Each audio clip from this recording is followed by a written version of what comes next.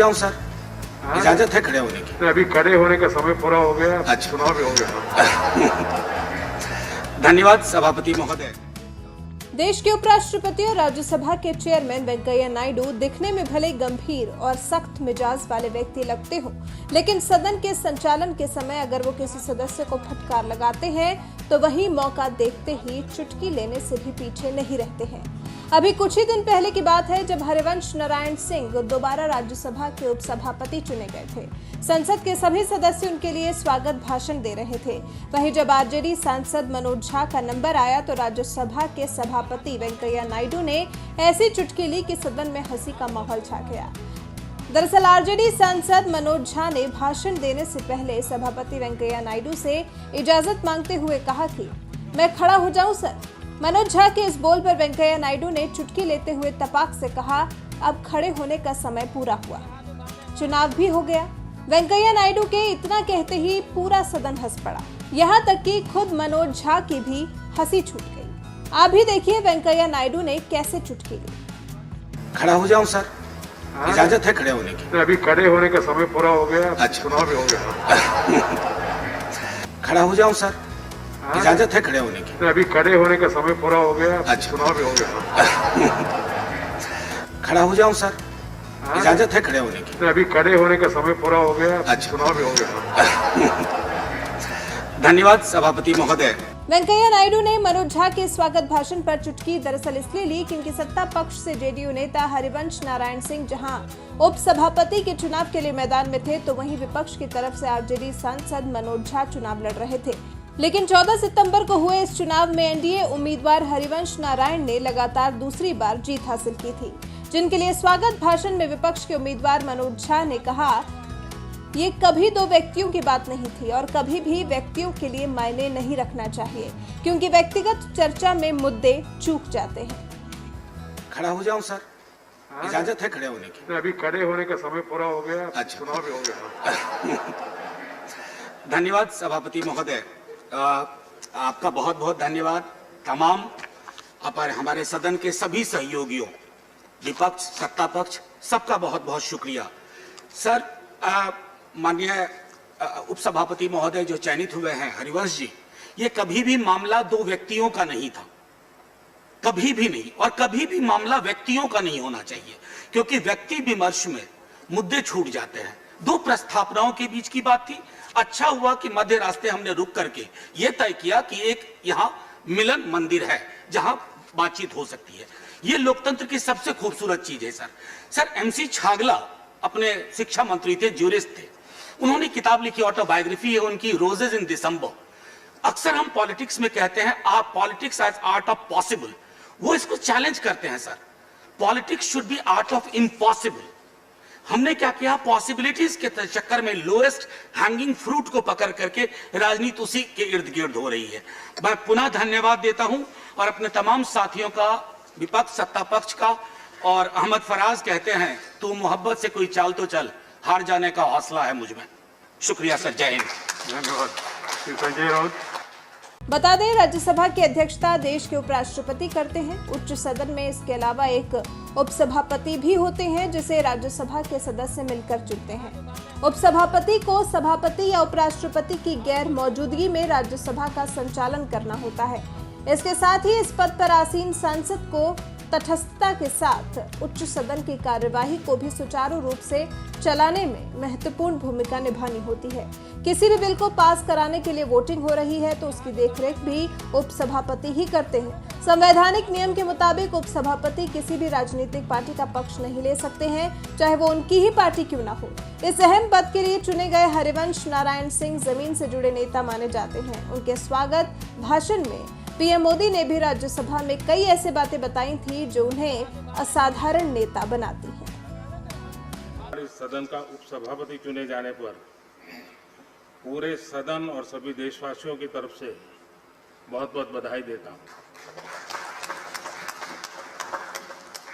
सामाजिक कार्यों और पत्रकारिता की दुनिया में हरिवंश जी ने जिस तरह अपनी ईमानदार पहचान बनाई, उस वजह से मेरे मन में हमेशा उनके लिए बहुत सम्मान रहा है। मैंने महसूस किया है हरिवंश जी के लिए जो सम्मान और अपनापन मेरे मन में है, इन्हें करीब से जानने वाले लोगों के मन में है, वही अपनापन और सम्मान आज सदन के हर सदस्य के मन में भी है। ये भाव, ये आत्मीयता हरिवंश जी की अपनी कमाई हुई पूंजी है। उनकी जो कार्यशैली है, जिस तरह सदन की कार्यवाही को वो चलाते हैं, उसे देखते हुए ये स्वाभाविक भी है। सदन में निष्पक्ष रूप से आपकी भूमिका लोकतंत्र को मजबूत करती है। सभापति महोदय, इस बार ये सदन अपने इतिहास में सबसे अलग और विषम परिस्थितियों में संचालित हो रहा है। कोरोना के कारण जैसी परिस्थितियां हैं, उनमें ये सदन काम करे, देश के लिए जरूरी जिम्मेदारियों को पूरा करे, ये हम सबका कर्तव्य है। मुझे विश्वास है कि हम सब सारी सतर्कता बरतते हुए, सारे दिशा निर्देशों का पालन करते हुए अपने कर्तव्यों का निर्वहन करेंगे।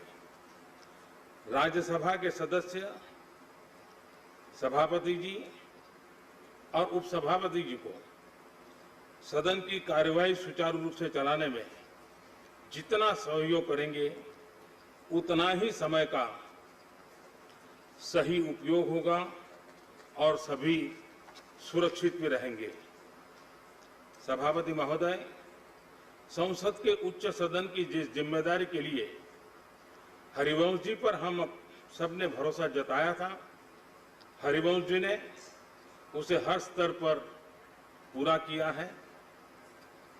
मैंने पिछली बार अपने संबोधन में कहा था, मुझे भरोसा है कि जैसे हरि सबके होते हैं, वैसे ही सदन के हरि भी पक्ष विपक्ष सबके रहेंगे। सदन के हमारे हरिवंश जी इस पार और उस पार सबके ही समान रूप से रहे, कोई भेदभाव नहीं, कोई पक्ष विपक्ष नहीं। मैंने ये भी कहा था कि सदन के इस मैदान में खिलाड़ियों से ज्यादा अंपायर परेशान रहते हैं। नियमों में खेलने के लिए सांसदों को मजबूर करना बहुत चुनौतीपूर्ण कार्य है। मुझे तो भरोसा था कि एम्पायरिंग अच्छी करेंगे, लेकिन जो लोग हरिवंश जी से अपरिचित थे, हरिवंश जी ने अपनी निर्णायक शक्ति, अपने फैसलों से उन सबका भी भरोसा जीत लिया। सभापति महोदय, हरिवंश जी ने अपने दायित्व को कितनी सफलता से पूरा किया है, ये 2 साल इसके गवाह हैं। सदन में जिस गहराई से बड़े बड़े विधेयकों पर पूरी चर्चा कराई, उतनी ही तेजी से बिल पास कराने के लिए हरिवंश जी कई घंटों तक लगातार बैठे रहे, सदन का कुशलता से संचालन करते रहे। इस दौरान देश के भविष्य को, देश की दिशा को बदलने वाले अनेकों ऐतिहासिक बिल इस सदन में पास हुए।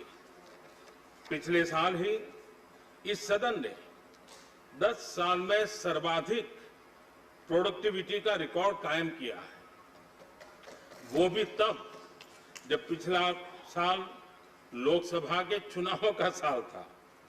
ये हर एक सदस्य के लिए गर्व की बात है कि सदन में प्रोडक्टिविटी के साथ साथ पॉजिटिविटी भी बढ़ी है। यहां सभी खुलकर अपनी बात रख पाए, सदन का कामकाज नहीं रुके, स्थगन न हो, इसका निरंतर प्रयास देखा गया है। इससे सदन की गरिमा भी बढ़ी है, संसद के उच्च सदन से यही अपेक्षा संविधान निर्माताओं ने की थी। लोकतंत्र की धरती बिहार से, जेपी और कर्पूरी ठाकुर की धरती से, बापू के चंपारण की धरती से जब कोई लोकतंत्र का साधक आगे आकर जिम्मेदारियों को संभालता है तो ऐसा ही होता है जैसा हरिवंश जी ने करके दिखाया है।